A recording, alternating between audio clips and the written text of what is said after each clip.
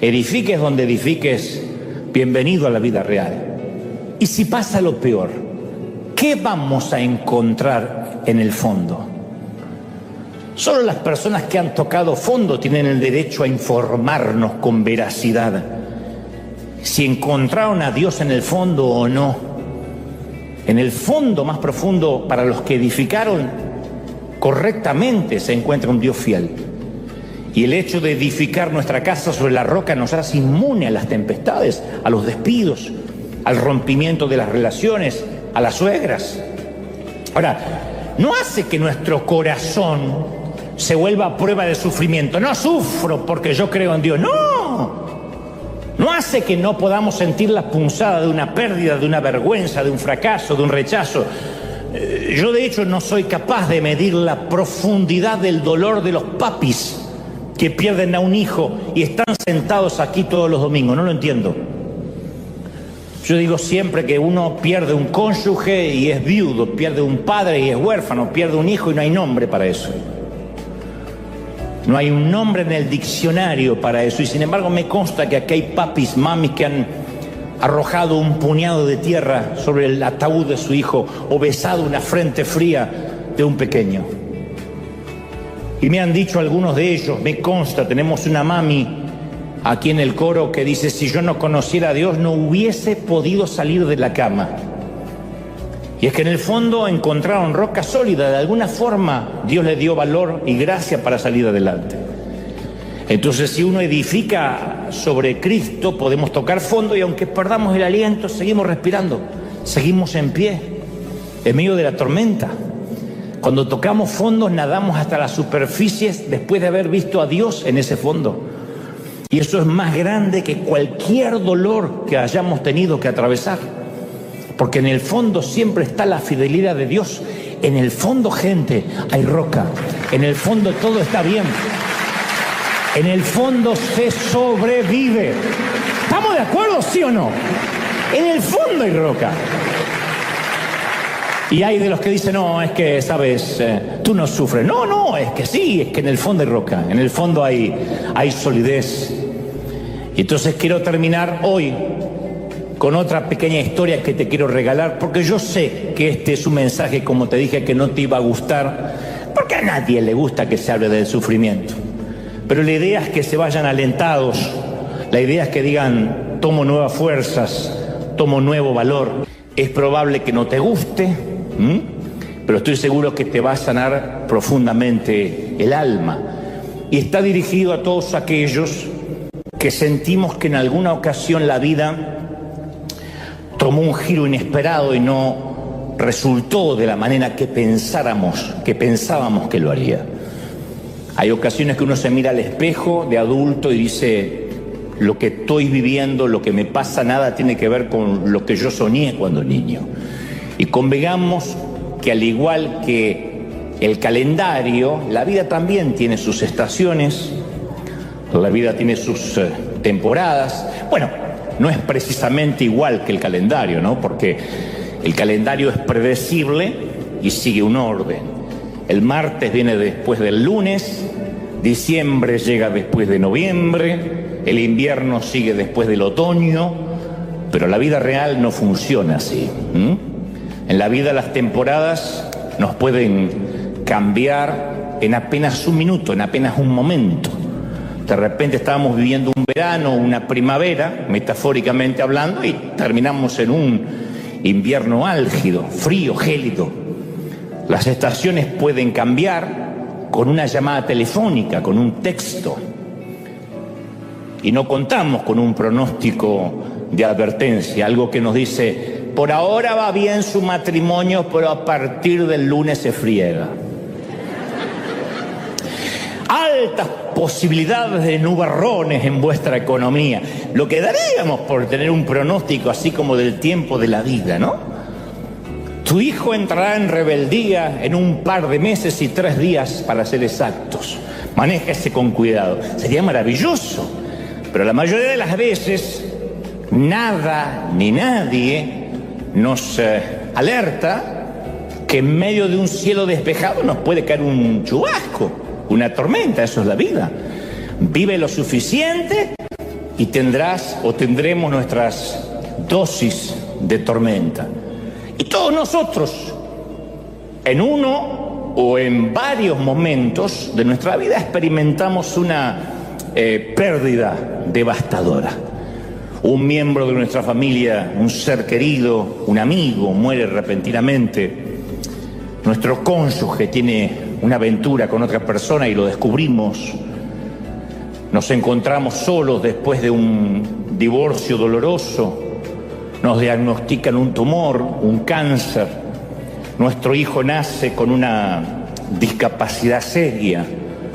Y después infertilidad, quiebras, amistades rotas, pérdidas de la memoria, etc. Otras pérdidas parecen más inocuas, más insignificantes, pero también duelen. No tienen que ser necesariamente tan trágicas, pero reprimidas o negadas, esas pérdidas pequeñas también se apiñan en nuestras almas como pequeñas rocas pesadas que después terminan oprimiendo nuestro corazón. Y nuestra piel comienza a arrugarse y envejecer. Nos damos cuenta de que hoy estamos más viejos que ayer. Dicho sea de paso, todos ustedes se ven jóvenes, más jóvenes que mañana. Nuestros hijos se hacen menos dependientes de nosotros. Por eso insisto, estas no son las grandes pérdidas, pero también, caramba, que van doliendo. Van creciendo y cada vez nos necesitan menos. Antes nos podían llamar 8, 10 veces por día y hasta nos fastidiaba. Hoy en día casi no nos hablan, o estamos esperando que nos manden un texto, o tuvimos que poner a dormir nuestra mascota, que parece algo trivial, pero muchas veces la gente dice, fue el único amigo fiel que tuve, no sé, en 13, 14, 15 años, y ahora me siento solo, sola. Son pérdidas, insisto, más inocuas, pero pérdidas al fin. Otras pérdidas son más privadas y también más difíciles de clasificar. Un bebito que se pierde, que nace muerto, un aborto, un embarazo fallido. La cuestión no es calcular si una pérdida es gradual, si es súbita, si se transita en público, si se transita en privado. El punto, Jesús nunca prometió un camino fácil. Nunca dijo que habría rosas sin espinas, años sin inviernos, caminos sin obstáculos. Ni en el matrimonio, ni teniendo hijos, todos vamos a pasar situaciones difíciles. A decir verdad, Jesús dijo todo lo contrario, dijo, en el mundo tendréis aflicción, pero confiad, yo he vencido al mundo. Pero van a haber problemas. Esto es una promesa que muchos no le quieren hacer repetir a la gente. Dígale al que está a su lado, vas a tener problemas, amigo. No, pero Dios nunca prometió un camino fácil. Lo que Cristo promete, sin embargo, es que en las noches más oscuras, en los momentos más difíciles, en las batallas más largas, vamos a tener paz, vamos a saber que todo va a estar bien, que vamos a salir adelante, pero vamos a tener problemas, ¿sí o no? Ahora, imagínate en la tumba de Lázaro, que Jesús en lugar de llorar dice, bueno, arriba todo el mundo, nadie llore, Marta, María, chicas, chiques, machitrulos, empodérense, imagínense. O cuando Jesús estaba en la cruz, en vez de decir, Dios mío, ¿por qué me has desamparado?, hubiese dicho, bueno, no es para tanto, peguen un grito de júbilo, voy a resucitar. No, el dolor es indispensable para transitar la vida real. Por eso siempre digo que no hay peor catástrofe, gente, que en la vida real es estar sumergido en una falta de realidad, que en la vida espiritual nos falte una dosis de realidad. No hay peor cosa que vivir flotando en una nube de flatulencia religiosa. Miren qué fino que lo dije, ¿no? Y cada vez conozco más gente viviendo ahí. De hecho, la verdadera vida espiritual no es una huida de la realidad, sino un compromiso absoluto con la vida real. A mí me sorprende cuando alguien por ahí ve nuestros mensajes y después me conoce personalmente y me dice, pero sos un tipo real, pero hablas como una persona normal.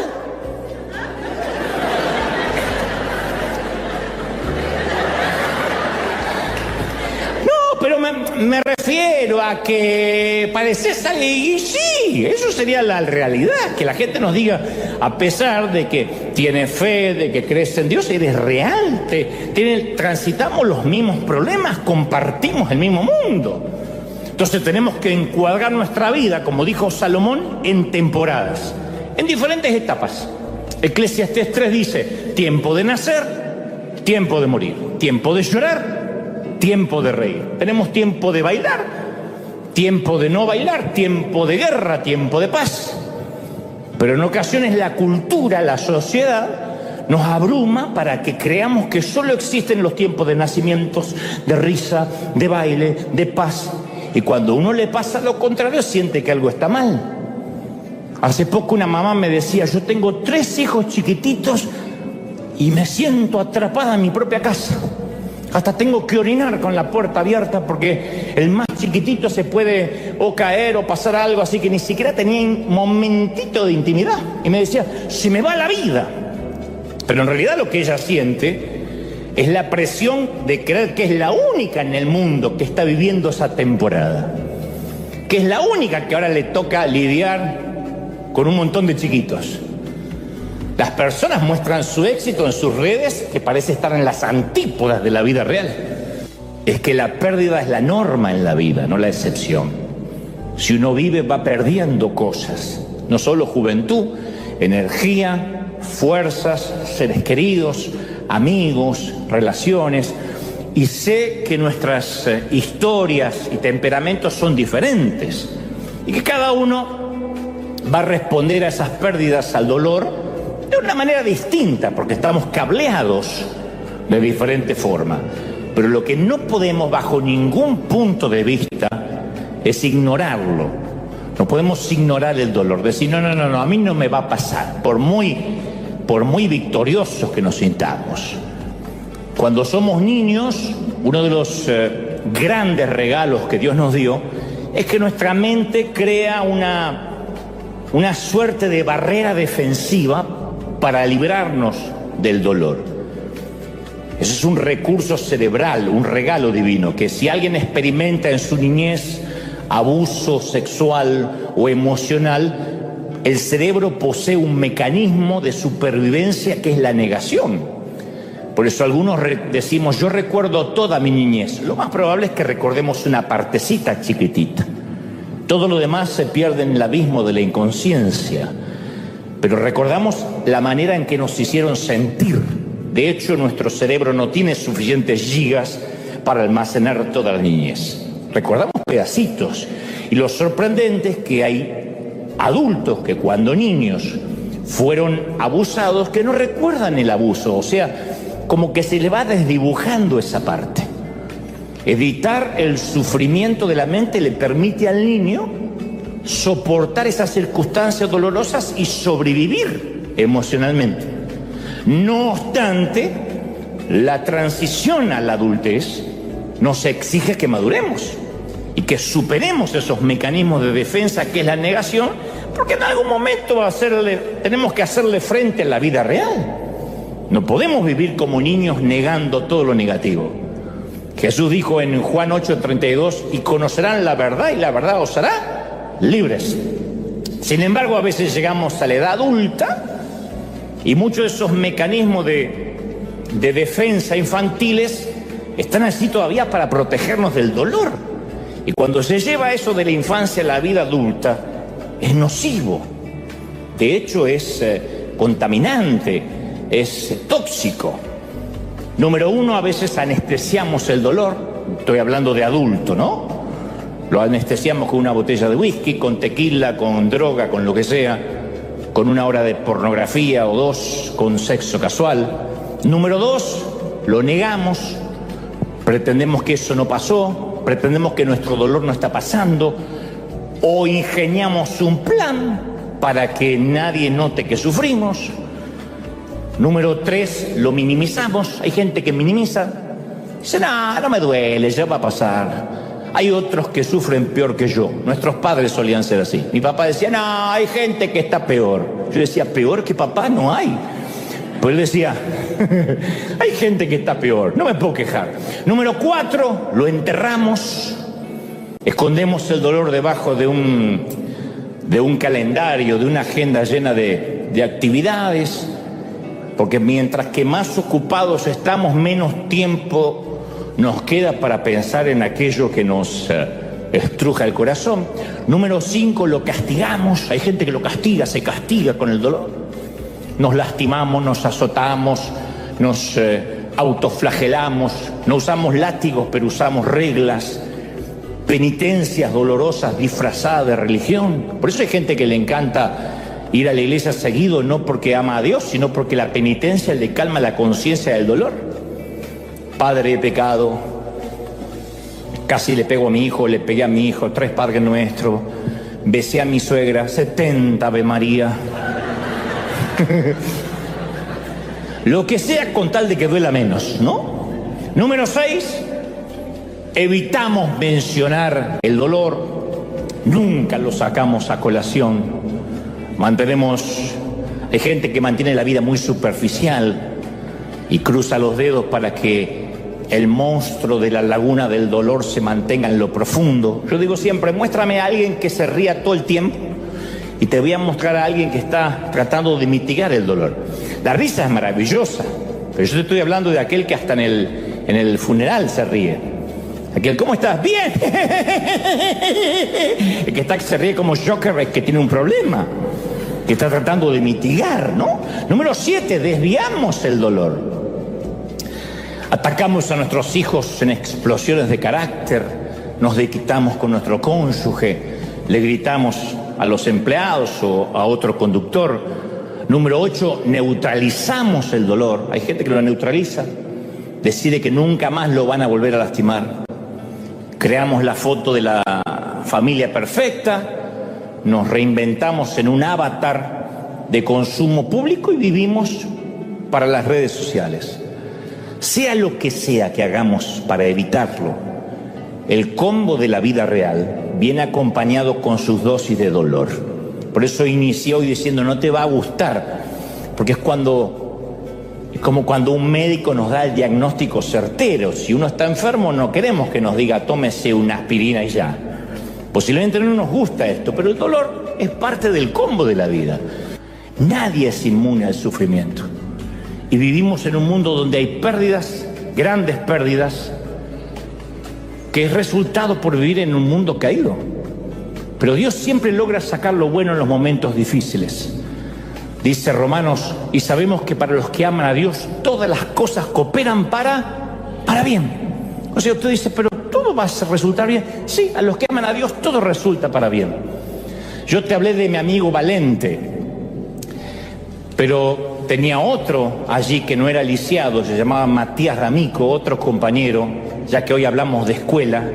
Esta es una historia que siempre me gusta recordar. No era el tipo de muchacho al que yo hubiese invitado a mi casa.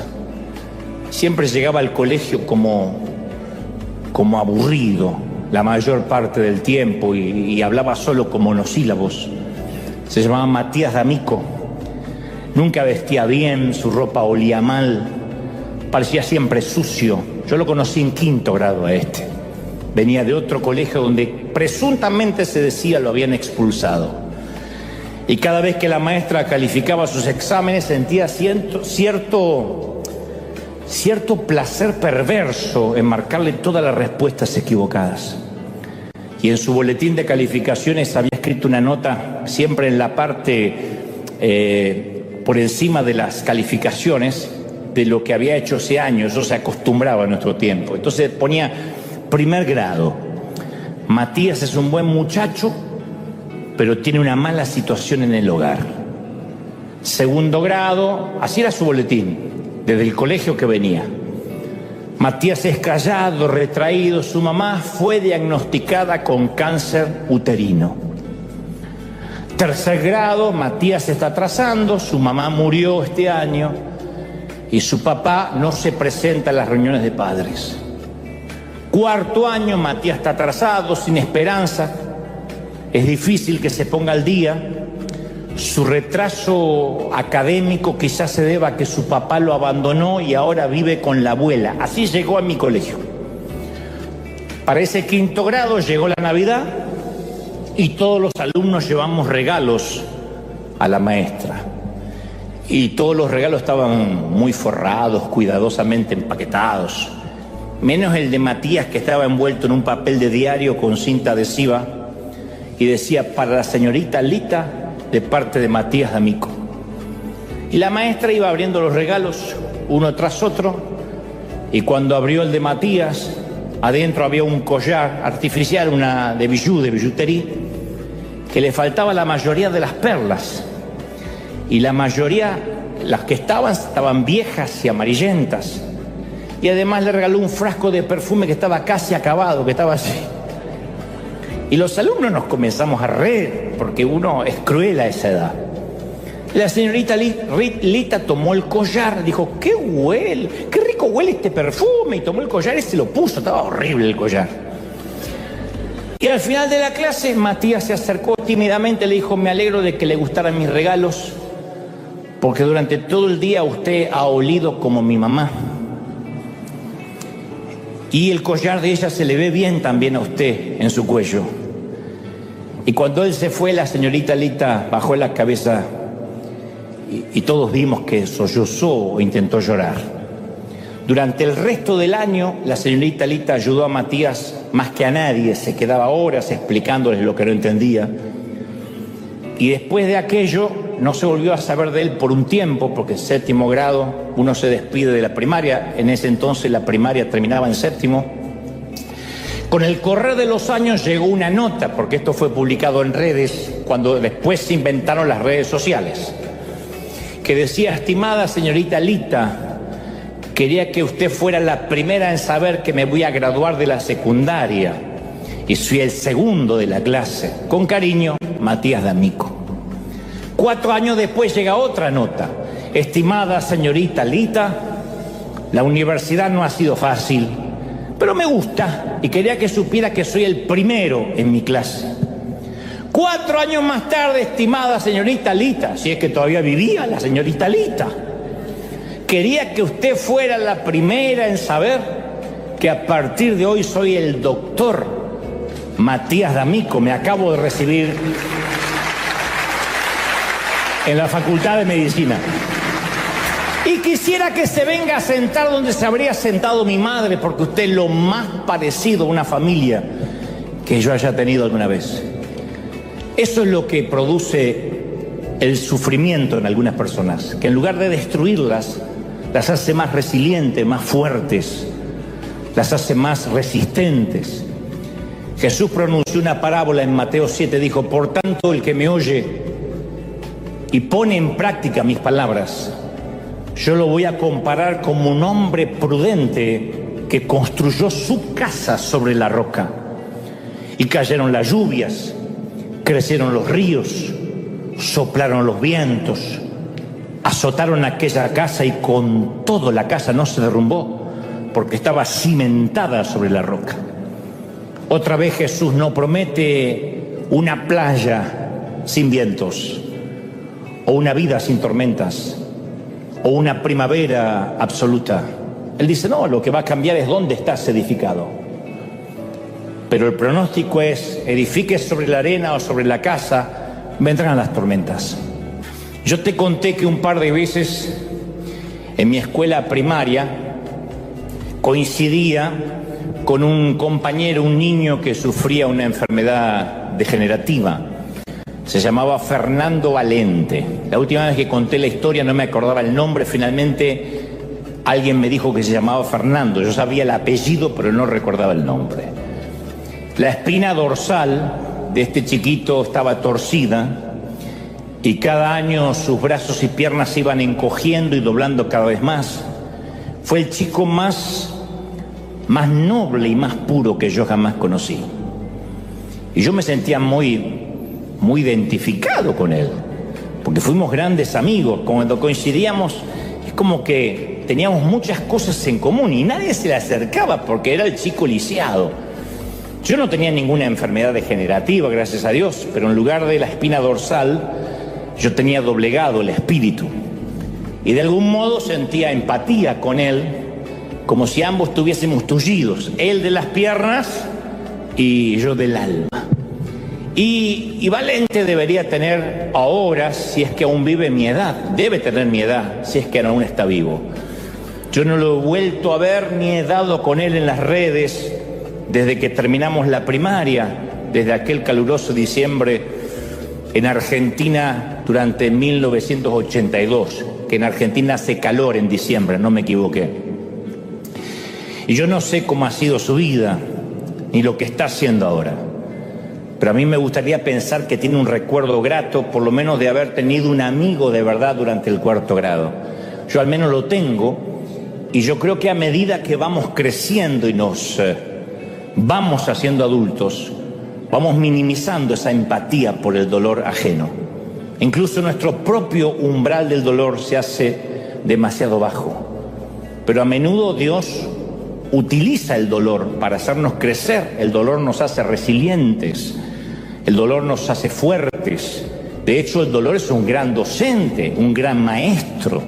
Yo digo siempre, muéstrame a un sobreviviente del cáncer, a una dama que sobrevivió al cáncer de seno, y yo te voy a mostrar a una mujer que no se hace problema por estupideces, nunca. Que no se hace problema por las miguitas, porque el perro orinó adentro, porque va a venir la suegra, hasta eso, no se hace problema.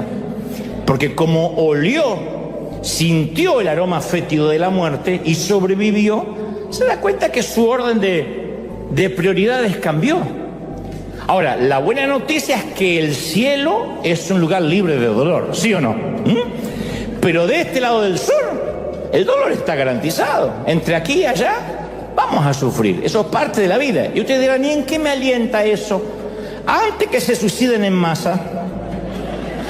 Esto es algo que tenemos que recordar, especialmente aquellos que creemos en Dios.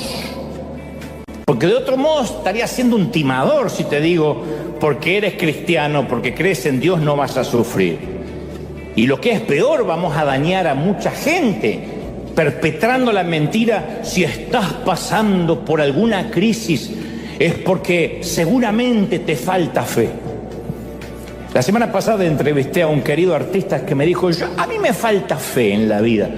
¿Será que Dios no me quiere? Yo le digo, no, a todos nos falta fe en algún momento. Pero esa es una doctrina distorsionada que no funciona para nadie. Diga quien lo diga. Dios no es una rocola que siempre que pongamos la moneda correcta nos va a dar la banda sonora para nuestra vida. Ese es un empoderamiento ridículo. Funciona para los que pagan fortunas para escuchar a Tony Robbins, a Cala o a Daniel Javif. Pero no es la vida real. La vida real trae complicaciones. Entonces no se trata de repetir frasecitas, de volar, de rugir, de que me va a ir bien. Incluso hasta sirve para los multiniveles de Amway, de Herbalife. Pero no funciona para la vida real. Que no tengo nada contra Herbalife. No me mira, ¿qué pasó? No tengo nada. Aparte que produce diarrea. Pero no tengo nada. Ahora, no nos va a patrocinar en la vida Herbalife. De hecho, ya no se reúnen más acá. Ahora, esas doctrinas han herido a miles de personas que llegan a una simple conclusión. La razón por la cual mi hijo murió, la razón por la cual mi matrimonio fracasó, o porque perdimos la casa, es porque yo no tuve suficiente fe. Esto va más allá de una simple crueldad. Si yo no hubiese tenido mi espíritu amputado de jovencito, de chiquito, hoy no estaría alentando a otros a caminar, a seguir adelante. Siempre hay algo que nos marca, que nos hace fuerte, que nos hace resilientes. Yo siempre digo que debo ser el tipo más resiliente que conozco, porque no he conocido a muchos más.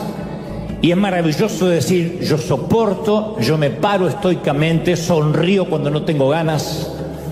Cuando tengo fuerza me levanto de la cama porque hay que continuar. Y yo celebro a las mamis y a los papis aquí presentes, que han tenido como inmigrantes que pelear la vida, que han tenido que decir no queda otra. Mi papá era uno de esos. Papá, estás enfermo, vas a ir a trabajar. ¿Y quién te pensás que va a parar la olla?, me decía. Si yo no trabajo, ¿quién nos va a mantener? Perdía el premio por asistencia, perdía los premios por presentismo, así que yo he visto a mi papá trabajar con fiebre. No fue un académico, académicamente era muy limitado, pero él decía, no queda otra. Y yo sé que aquí han tenido papis, abuelas, abuelos así, que han dicho, y bueno, hay que seguir. Dicen en mi país, hay que apechugarla, hay que fajarse y rajarse para su tierra, hay que hacer las cosas como se deben hacer. Un hombre sabe lo que tiene que hacer, una mujer sabe lo que tiene que hacer. Y comprender que la vida va a tener temporadas buenas, temporadas malas, pero nunca la vida se va a parecer a Instagram.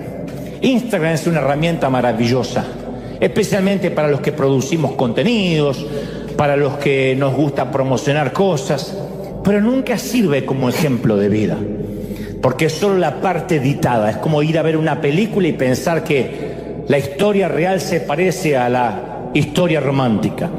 La vida está llena de espinos, la vida tiene problemas, basta el día con su afán, pero benditos sean aquellos que han edificado sobre la roca, que están parados sobre Dios, sobre Cristo, diciendo, pase lo que pase, yo sé que me voy a levantar. Y como el junco, aunque me incline, me voy a volver a levantar. Alguien tiene que creerlo, ¿sí o no, gente?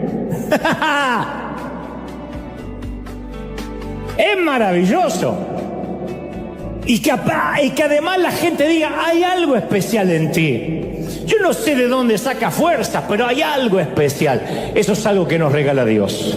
Lo maravilloso de poder levantarnos, de poder reinventarnos. Y digo, no se agranden, que no le salga al argentino de adentro. Pero creo que la mayoría de los hispanos tenemos algo que otras razas y etnias no tienen. La capacidad de seguir adelante. La capacidad de continuar, de reinventarnos. La capacidad de una reingeniería interna. De decir, en plena pandemia, cuando salíamos a repartir comida, había gente con sus carritos vendiendo tacos, burritos, arepas. Y yo les preguntaba, ¿y no tienen miedo de contagiarse? Y yo recuerdo las frases de alguno, ay hermano, de donde yo vengo, el COVID es un chiste. De lo que yo he pasado nos decían, pero no tienen miedo, y hay que trabajar, y hay que salir. Y salían. Nada los amilanaba, nada los amedrentaba. Y eso tiene que ver con la resiliencia. Y yo celebro la resistencia que tienes. Celebro a los que sobrevivieron la pandemia, a los que sobrevivieron divorcios, separaciones, rupturas, ni hablar pérdidas de niños, a los que pasaron por cuidados intensivos, a los que sostuvieron, a los que se nos adelantaron en la eternidad. Porque si hay algo que te trajo hasta aquí, es que has edificado sobre la roca. ¿Vendrán vientos? Sí, no te voy a timar. ¿La vida se pondrá difícil? Sí. ¿Las cosas van a mejorar? No siempre. A veces tendremos una de cal y otra de arena. ¿Habrá muchos inviernos? Sí. ¿El frío va a doler? A veces. ¿El matrimonio va a ser fácil? No. ¿Tener hijos va a ser siempre divertido? No, no habrá bricolage los viernes. No será así. Tendrás noches de fiebre, corridas al hospital, alguno que otro infortunio. Pero lo bueno es que cuando llegues al final de la carrera y sobrevivas, mirarás por el espejo retrovisor de tu vida y sabrás que nada te pudo detener. Que estuviste fundamentado sobre la roca y soportaste estoicamente y te paraste, luchaste, peleaste y dirá, vida, no te debo nada, vida, estamos en paz, Dios fue fiel y sigue siendo fiel. ¿Cuántos lo creen? ¿Sí o no? Dicen por ahí que en el reino animal hay dos maneras de defender la vida, desde adentro o desde afuera. Y los seres que deciden quedarse quietos en el reino animal, porque la comida llega hasta ellos, arman un caparazón. Y cuando se tienen que trasladar, su movimiento se convierte en un penoso calvario, llevando a cuesta la cruz del caparazón que los defiende. Esta es la historia de los caracoles y otros tantos moluscos que no tienen esqueleto, pero que han dedicado toda su capacidad a elaborar una costra para defenderse. En cambio, los animales a quienes les ha seducido el movimiento prefieren correr el riesgo de vivir sin defensas y dedicaron toda su capacidad a la construcción de un esqueleto, algo que les diera la firmeza por dentro y les permitiera exponer su piel al roce, a la intemperie, al dolor. Y pasan los años y encontramos antiguos caparazones que datan a veces de millones de años y están intactos. Los caracoles, por ejemplo, que están a la vera de la orilla del mar. Lo único que le falta es la vida. La vida ha desaparecido, asesinada por la opresión del caparazón calcáreo. Pero el envase se conserva ahí perfectamente. No podemos negar que el caparazón logró superar el tiempo, resistir todos los ataques exteriores. Lo único que no logró defender fue la vida. Pero luego está la ostra marina, que tiene otro tipo de caparazón, pero otra cualidad. No es un caracol de tierra, es la ostra marina. Y algún día conté esta historia. La ostra de nuestra historia se llama Marina, justamente, nombre original para una ostra. Y Dios puso los ojos en ella y decidió que fuera valiosa. Ella no pedía mucho, solo ansiaba ser feliz, no sufrir. Y un día, allá en las profundidades del coral, Dios permitió que en el interior de Marina entrara un granito de arena. Dicen que fue durante una tormenta marítima, pero no de esas que provocan el oleaje de superficie, sino que mueven los fondos de los océanos. Y cuando el granito de arena entró en su existencia, Marina se cerró violentamente. Así lo hacía siempre cada vez que algo entraba a su vida, porque era la manera que tienen de alimentarse las ostras. Todo lo que entra en su vida es atrapado, desintegrado y asimilado. Si esto no es posible, se expulsa ese objeto extraño. Pero con el granito de arena no pudo hacerlo de siempre. Constató que ese granito era sumamente doloroso. El granito la lastimaba, la hería por dentro. Y lejos de desintegrarse, más bien la estaba hiriendo a ella. Y aunque lo intentó, no pudo expulsar ese objeto. Y ahí comenzó el dilema de Marina. Lo que Dios le había mandado no se dejaba integrar, pero tampoco suprimir. Como esos dolores que vienen de golpe, como esos mensajes de texto que nos cambian la vida a 180 grados. Como esos llamados telefónicos, como esa carta de divorcio, como el enterarnos de una traición. El grano de arena es como eso, indigerible, pero también inexpulsable. Y cuando trató de olvidarlo o ignorarlo o negarlo, tampoco pudo.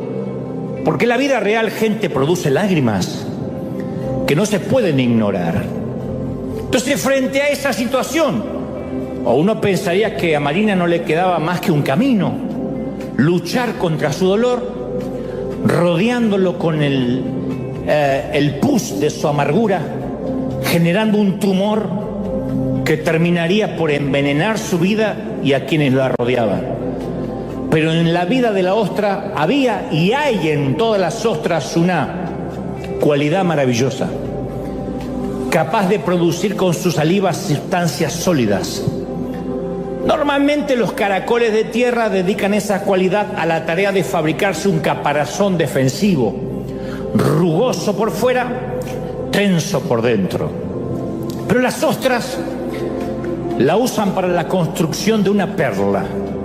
Eso fue lo que hizo Marina. Y poco a poco, con lo mejor de sí misma, fue rodeando el granito de arena de ese dolor que Dios le había mandado, y comenzó alrededor a nuclear una hermosa perla. Me han comentado que la mayoría de las ostras no tienen perlas, son muy escasas, pero estas son producidas solo por aquellas que deciden rodear con lo mejor de sí mismas el dolor de un cuerpo extraño que las ha herido. Muchos años después de la muerte de Marina, los buzos bajaron al fondo oceánico y cuando la sacaron a la superficie se encontró en ella la perla hermosa de la vida. El dolor de su vida real resultó en un grano de arena envuelto en una maravillosa perla. Y al verla brillar, nadie se preguntó si Marina había sido feliz, si había tenido una vida libre de problemas, de ansiedad. Simplemente concluyeron de que había sido muy valiosa, de que seguía siendo valiosa. Porque al fin y al cabo, gente, todos en algún momento en esta vida tocamos fondo, y es porque Dios quería que saliera a relucir aquello valioso que siempre estuvo en nuestro interior desde niños y que la vida adulta nos hizo olvidar. Claro que es la vida real, pero tranquilo mi querida, tranquilo mi querido, que en el fondo siempre hay roca y en el interior siempre hay algo valioso, siempre hay perlas. Dale un aplauso grandioso a este señor de señores, que se escuche ese aplauso arriba, gente. No, cuando te pongas de pie, dale un aplauso grandioso al señor de señores, porque caramba que vale la pena estar vivo. Es la vida real, pero algo bueno va a salir de esto. Alguien tiene que creerlo, ¿sí o no?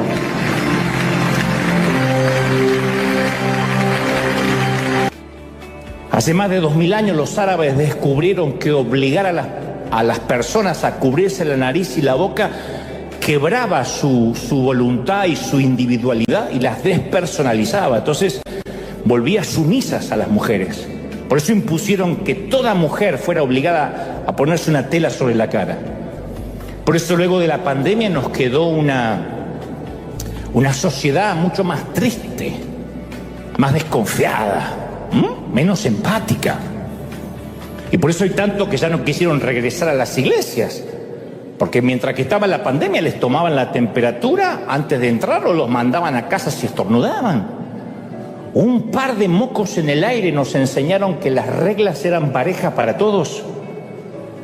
Y eso que comenzó en el 2020 o a finales del 19 fue una experiencia traumática compartida globalmente, y el trauma siempre pasa factura. Y aunque eso quedó atrás, no podemos ignorar las secuelas. En este momento estamos como en una especie de negación, por eso casi nadie habla de la pandemia. No hay resúmenes de la pandemia, no vamos a ver en televisión cómo vivimos el año que estuvimos en peligro. No, porque hay una negación global y colectiva sobre el costo real de aquellos meses difíciles. No queremos pensar qué pasó. Así hacían nuestros abuelos con la guerra. Yo tuve abuelos que sobrevivieron a una guerra y les decía, contame cómo fue. No, de eso no se habla, mijo. Pero cómo era, y después me enteraba que estaban durmiendo y escuchaban los bombarderos, las bombas caer, que eso no es un terremoto o un sismo, eso literalmente es casi perder la vida, en el mejor de los casos casi. Pero nosotros todavía no pagamos la factura psicológica por lo que hemos pasado. Nunca le diríamos a un sobreviviente de abuso que ahora que terminó el abuso, ya no tenga más traumas, y ya el abuso era cuando eras niño, deja de sufrir. ¿Por qué? Porque la negación nunca cura nada. Y todo aquello que tuvo un efecto traumático, tenemos que encontrar de alguna forma la resiliencia con la ayuda de Dios para poder pasarlo, soportarlo. En estos tiempos no necesitamos empoderamientos ridículos, mensajes positivistas, decretos proféticos, historias lindas. Necesitamos una guía de supervivencia. Y para lograr eso especialmente tenemos que hacer lo mismo que hizo James Carville, el asesor de Clinton. Pegar en nuestra pared un autorrecordatorio, no sé cuántos se van a animar, pero pueden pegarlo en la nevera hoy, que digan, nunca lo olvides, es la vida real, estúpido. Pero no es que se lo están diciendo a nadie, no se lo pongan, mi amor, es la vida real, estúpido, no se lo pongan al esposo. Sino que cuando estés abrumado por la vida, sepas que tienes que saber que eso es la vida real. Yo no conozco lo que enfrentas en este momento. Tal vez todo lo que puedas hacer ahora mismo es tratar de seguir escuchando lo que digo con lágrimas. Quizás estás atravesando una temporada en tu vida en la que sientes que estás hecho trizas, demasiadas exigencias para tu tiempo, para tus energías, y justo cuando parece que estás dando un respiro, ¡pah!, viene otro golpe por debajo del cinturón y te hace perder el oxígeno. Y la vida no te está dando tregua. O puede que estés viviendo la secuela de un desastre, que en tan solo un momento todo aquello con lo que contabas se desmoronó como un castillo de naipes. Y tu vida nunca será la misma. La muerte de un cónyuge, la muerte de un matrimonio, de una pareja, la pérdida de un empleo. Todas esas cosas pueden sacudir nuestras vidas en un momento. Pero nada de lo que nos ocurre le sorprende a Dios. Dios va a estar siempre con nosotros en todo lo que tengamos que enfrentar, lo creamos o no. Pero yo siempre digo, cuando alguien está en crisis, párate sobre la roca. Cuando te tiemblen las rodillas, cuando las lágrimas caigan como lluvia, párate cuando todo se desplome. Y tú te preguntas, ¿y por qué a mí? Yo sé que es la vida real, pero la mía es muy real. Bueno, piensa en el ejemplo de un padre sobreprotector. Un padre que no quiere que su hija jamás tenga ningún dolor en la vida. Entonces no le permite caminar sola. Porque dice, no, se podría caer. Y la lleva alzada a cualquier lugar aunque la hija tenga 15. Con el tiempo la niña mimada se convierte en inválida. Incapaz de dar un paso, totalmente dependiente del padre. Y un padre así, sin importar cuán amoroso sea, va a terminar por fracasar en su tarea más importante, que es hacer crecer una persona independiente, que se convierta en adulta. Entonces sería mucho mejor para esa hija que el padre diera un paso al costado y la dejara caminar, aún a riesgo de que se tropiece o caiga de bruces. Y nosotros a veces, más que un padre en el cielo, queremos tener un abuelo que nos consienta, y hacemos un berrinche de nieto. ¿Por qué Dios no me bendice? Y Dios dice, no, así no funciona la vida. Yo sé que la vida a veces no es buena, que la vida a veces no es justa. Y Dios sí es capaz de sanar. Pero incluso sanar una enfermedad implica oprimir el botón de pausa, darle un indulto temporal al inminente evento de la muerte. Nadie que se sanó vivió para siempre. Aún así, por cada milagro hay muchos que se lamentan llorando en sus almohadas porque un hijo, porque un esposo, porque un amigo no sobrevivió. Me encantaría, antes de irnos, que repitamos aquí y en casa esta oración juntos, que no tiene que ver con una religión, no tiene que ver con cambiar de credo, sino con recibir a Cristo en el corazón, decir, yo quiero estar parado sobre esa roca, yo necesito librarme no del dolor, sino de fracasar, de rendirme, de bajar los brazos en el dolor. Así que los que estén aquí en casa, me encantaría, tengan a bien, puedan decir conmigo, Señor Jesús, entra en mi corazón, perdona mis pecados y ayúdame a transitar la vida. Con todo el alma, vamos, a transitar la vida, a transitar el sendero que me queda por delante. Dame fuerzas para pararme sobre la roca. Anota mi nombre en el libro de la vida. Y ahora sí me encantaría orar por todos. Padre, gracias por estos tus hijos. He transmitido lo que creo me has dicho que les diga. No he agregado ni he quitado lo que considero es lo que has puesto en mi corazón. Gracias por ellos. Los bendigo, Señor. ¿Cómo te ama el Señor? ¿Cómo no te va a amar, princesa? ¿Cómo no te va a amar, príncipe? Se ha dado la vida por ti.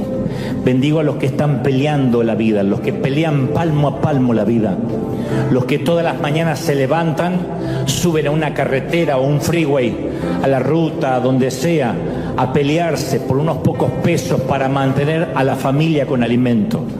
Oro y bendigo a las mamás solteras, a los papis que crían hijos solos, a los que tienen la custodia, media custodia, a las viudas, a los solteros, a los que están separados, a los que están atravesando un cáncer, metástasis, a los que la vida los ha golpeado fuerte, pero hoy sacan fuerzas, hoy dicen yo voy a resistir. Aunque vengan vientos, aunque vengan tempestades, van a resistir. No te entregues.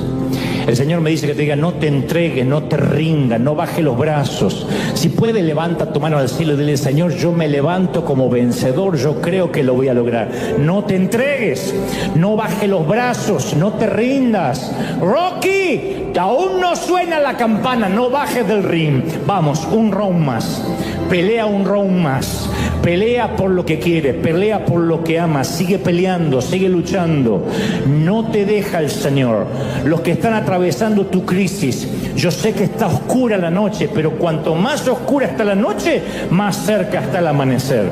Así que a todos los que hoy están aquí, te bendigo en el cuerpo, en el alma. Bendigo tu entrada y tu salida, tu acostarte y tu levantarte, tus fuentes de trabajo, tu creatividad.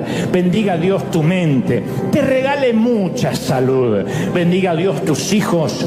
Bendiga el fruto de tu vientre, el fruto de tus manos. Te bendiga a Dios en las fronteras, en la entrada y en la salida, en la ciudad y en el campo. Lo que pienses, lo que sueñes, lo que visiones. Que Dios te dé no solo un domingo, sino un fin de año bendecido. Y que puedas resistir. Y que la vida real no te golpee demasiado. Y que puedas vencer, porque no estás solo. Dios y tú son mayoría. Te bendigo en el cuerpo, en el alma y en el espíritu. Dios te bendiga, Dios te guarde. Un aplauso al Señor de señores. Nos vemos el domingo que viene. Chau, chau a todos. Bendecido, gente.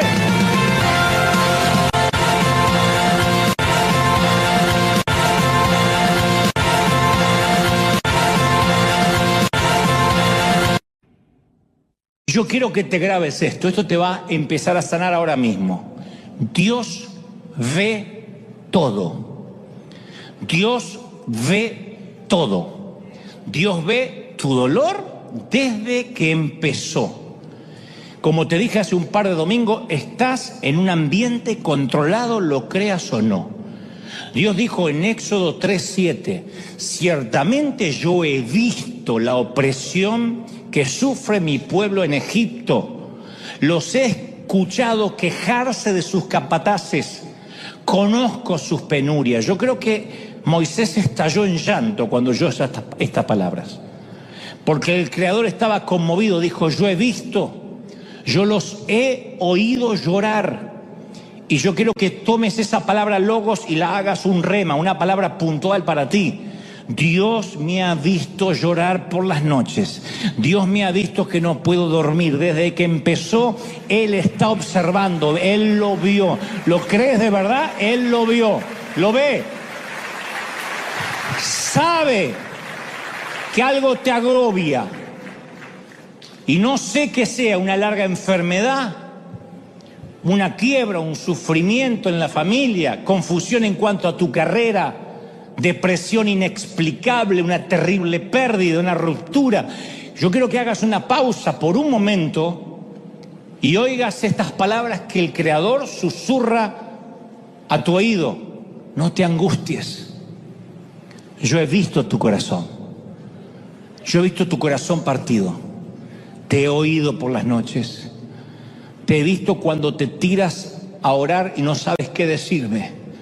Pero confía en mí. Yo sé lo que estás pasando y te doy mi palabra que me importas. Y me importas mucho y no voy a soltarte. Te estoy viendo, te estoy observando. No te voy a dejar. ¿Cómo te ama el Señor? ¡Aleluya! A veces decimos, Señor, ¿estás viendo? ¿Alguna vez dijiste, ¿estás viendo Dios? Pero Él también se llama el Roy, el Dios que me ve.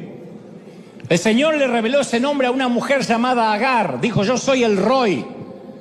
Y Agar dijo, tú eres el Dios que me ve. Y dijo después, ¿de verdad he visto a aquel que me ve? En Génesis 16:13. ¿De verdad acabo de ver y acabo de hablar con el Dios que me ve?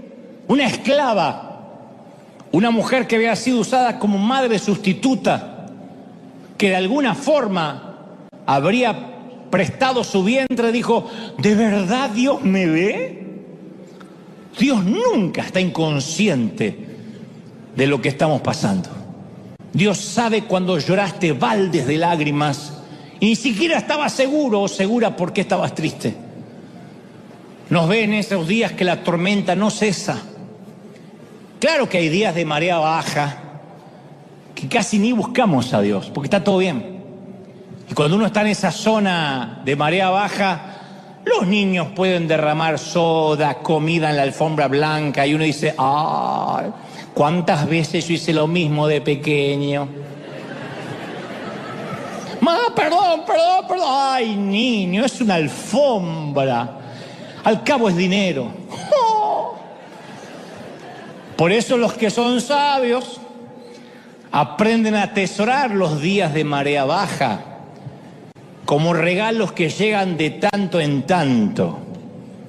Debo ser el único predicador en el mundo que dirá lo que voy a decir ahora. La vida no son claros con algunas junglas de tanto en tanto.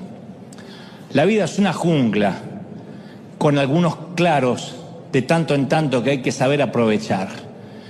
Aprovecha mientras tus chicos sean chiquitos, aprovéchalos cuando son adolescentes, aprovecha los años altos. Hay momentos que no van a regresar. La vida son batallas, según lo que dijo el Señor, todo el tiempo con algunas treguas, unos momentos para meterte en la trinchera y en medio del barro, de las granadas enemigas que explotan alrededor, tratar de comer una barra de chocolate, tomar aliento para continuar la guerra. Eso es la vida. Yo sé que acá no hay muchos amén ni mucha gente empoderada, pero es la vida. Sin embargo, uno de los peligros de la marea baja, de esos momentos de oasis, es que podemos comenzar a pensar que nos lo hemos ganado. Que esos días de sol son un reflejo de nuestra sana doctrina, de nuestra madurez espiritual. Yo tengo esta familia perfecta porque yo oro. Yo tengo un trabajo ideal porque yo tengo una doctrina verdadera. Y ahí podemos empezar a juzgar a aquellos que no están viviendo mareas bajas. Juzgamos a los que viven días de tormenta. Por eso los que viven días de tormenta no quieren hablar. Porque cuando nosotros tenemos un momentito de tranquilidad, empezamos a juzgar a la familia que tiene problemas, a la familia cristiana que tiene problemas con los hijos. Pero fíjate, esos padres cristianos, si fueran verdaderos cristianos, el hijo no andaría haciendo esas babosadas. Fíjate lo que es la hija, parece una loca. No parece una hija de cristiano. Es Lady Gaga. Y cuando eso pasa, estamos criticando porque nos sentimos con la autoridad para hacerlo. Fíjate que el matrimonio que está en crisis, ¿cómo puede ser que no tengan a Dios? ¿Cómo aquel puede vivir enfermo los años que viene a la iglesia y siempre enfermo? Y entonces nuestra vida espiritual, la nuestra, se empieza a volver rutina. En ese tiempo que no tenemos ninguna crisis seria, que vivimos señalando al resto, tampoco tenemos grandes avances, Empezamos a tener una vida de iglesia mecánica. Entonces cuando llegan los primeros problemas nos sorprende, porque nuestra respuesta es preocuparnos en lugar de confiar y orar. O sea, la fe en Dios no es un seguro contra tragedias. Pero la gente de la iglesia, que aquí entran las segundas opiniones, no ayuda, no ayudamos, porque no entienden la mayoría, ni les enseñaron a entenderlo. Entonces cuando estás triste no quieres contarlo porque lo primero que te dicen es que te pongas a orar, o que te pongas a cantar o a reprender, que está bien, tenemos que orar. Pero a veces te dicen, no, tienes que reprender, tienes que decir y repetir tal oración, tienes que bañarte y leer la Biblia. Pero nadie va a convencerte que te van a dejar de doler los golpes, menos cuando estás en medio de una paliza. Solo quieres una tregua, que los golpes cesen. El tema es que no somos impermeables a los prejuicios de los demás cristianos y no deja de afectarnos esa mirada ajena cuando estamos pasando por algún periodo depresivo. Si se sabe que recibiste un diagnóstico de salud mental o tomas pastillas, seguro que estás con un pecado oculto o endemoniado. Entonces no pides ayuda porque te espanta ser juzgado y diagnosticado. Los prejuicios evangélicos a veces son un gravísimo problema sanitario. Y lo peor, casi nadie nos predica sobre esto.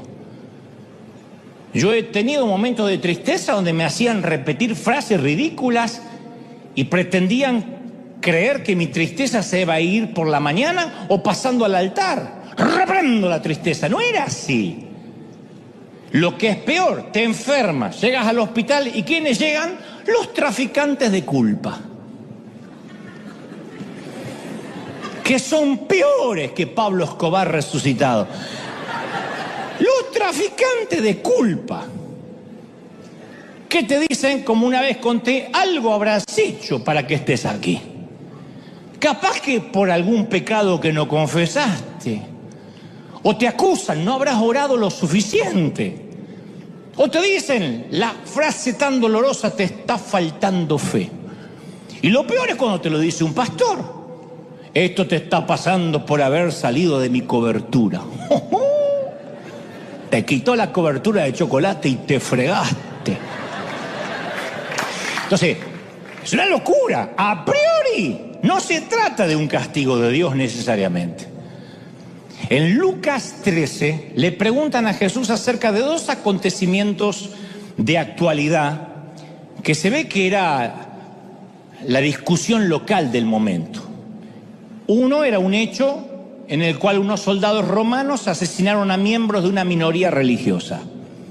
El otro hecho fue un accidente que se desplomó una torre en los tiempos de Jesús y se desplomó y mató 18 personas. Habían salido seguramente en el periódico local,